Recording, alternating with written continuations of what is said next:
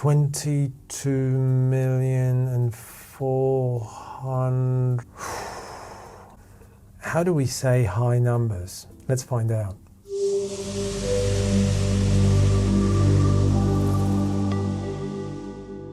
So to understand high numbers, we are going to focus on two little groups. The first one is going to be a group from 1 to 9.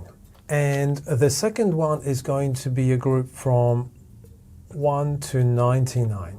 We are going to use 1 to 9 for the round of hundreds and 1 to 99 for the round of tens. So let's just give a few examples of numbers in a round of tens. This means we can say any number from 1 to 99, such as, for example, so any of those numbers from 1 to 99, we can simply say on its own. 23, 46, 72, 19. That's absolutely fine. But the moment we are going to add this particular number or digit, which is existing in a round of hundreds. So if we are going to add 1 over here or 5 over here, suddenly we are creating a larger number.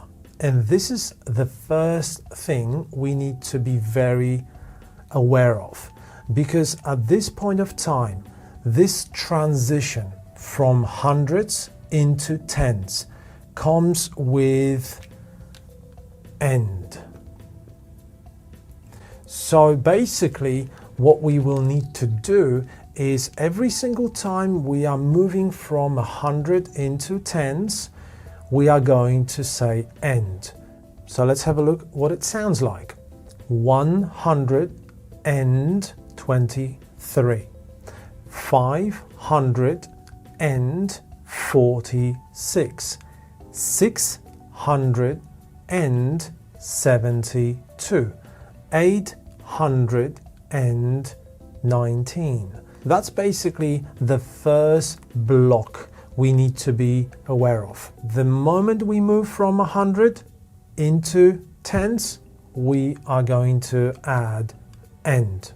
I'd like you to remember now what we discussed, because we are going to use exactly the same logic, but we are going to bring all those into one large number. This is where we need to start applying another division, because we need to not only show the movement from hundreds into tens, but also between the larger interpretation of rounds. So what we are going to do is we are going to separate those rounds, and we are going to recognize that, well, this is a round we refer to as 100.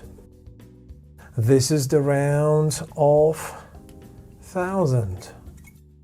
This is the round of million. And this is the round of billion.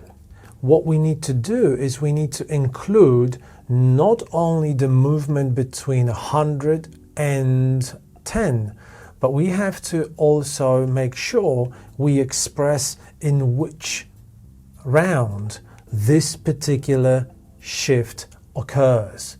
Where does it happen? So basically what we need to do is apply this inside of this. 123 billion 546 million 672,819.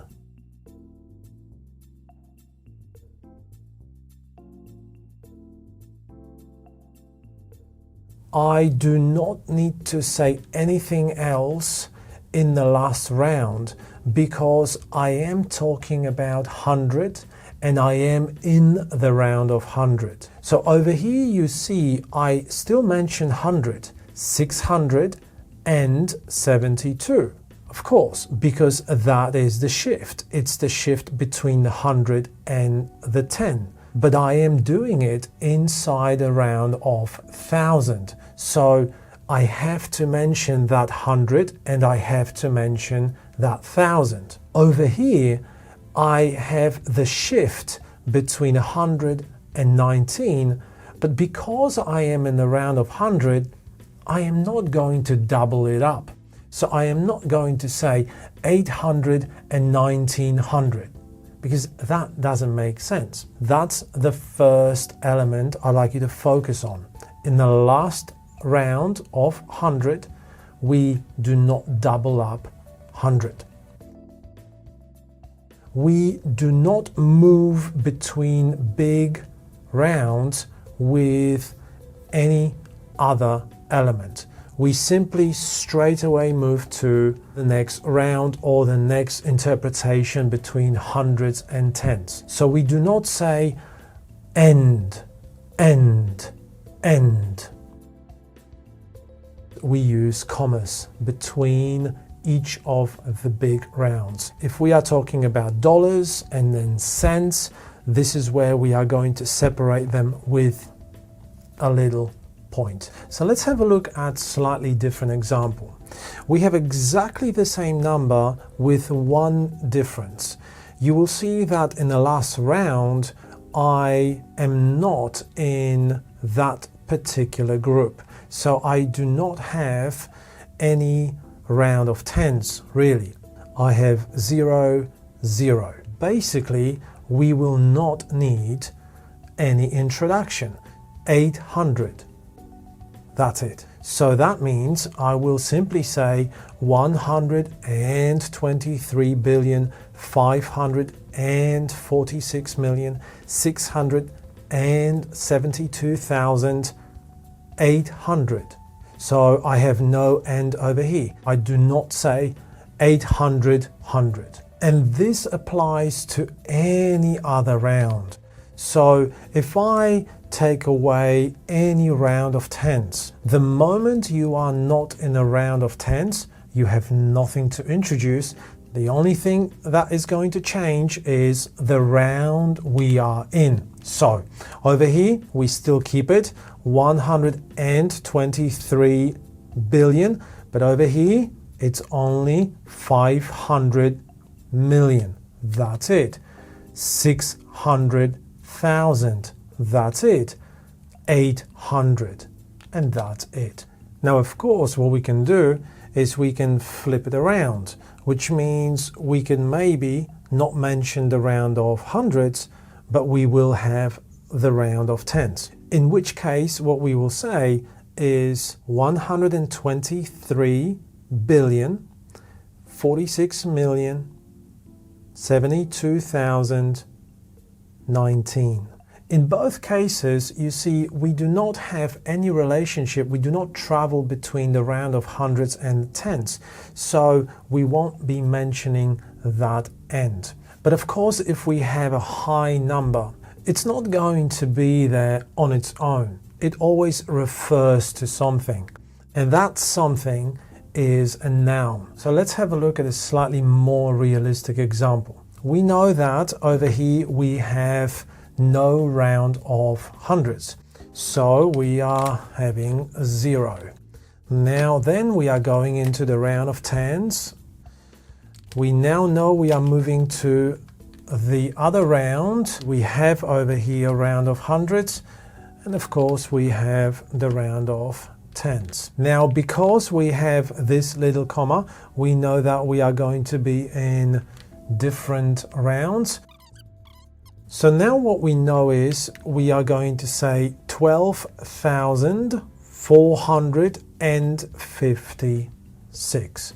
Let's write it down. So that's how we write this particular number. You can see that we do not have any commas in between, and very important element, we have over here conjunction and. So this is how we bring together and how we travel between the round of hundreds into the round of tens. Over here, 78.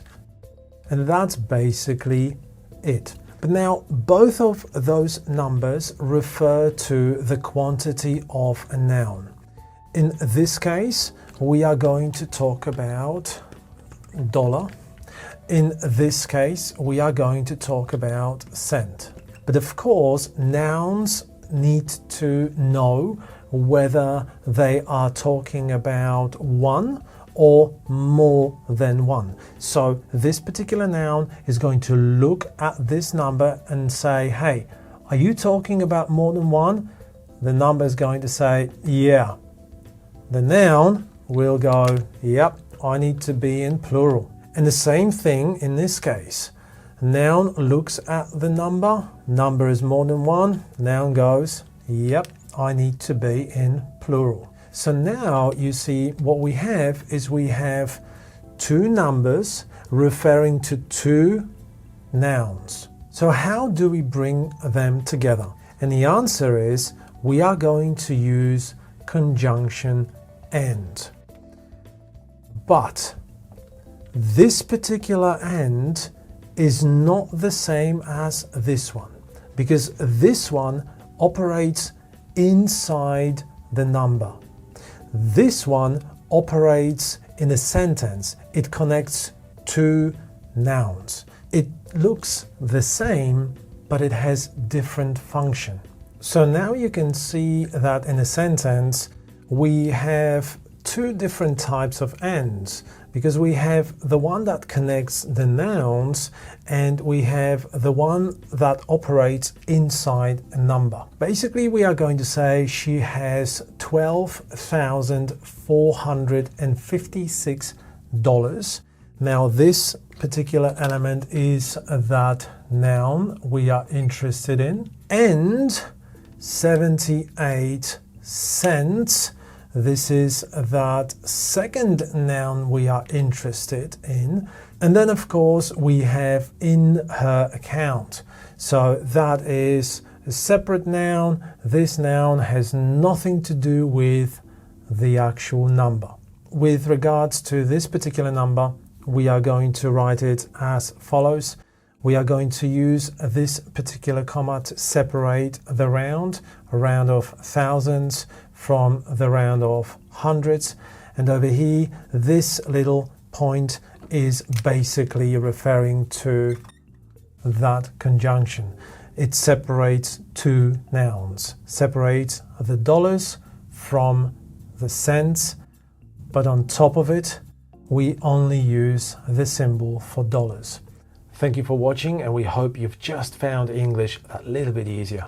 Happy learning, and see you in the next video.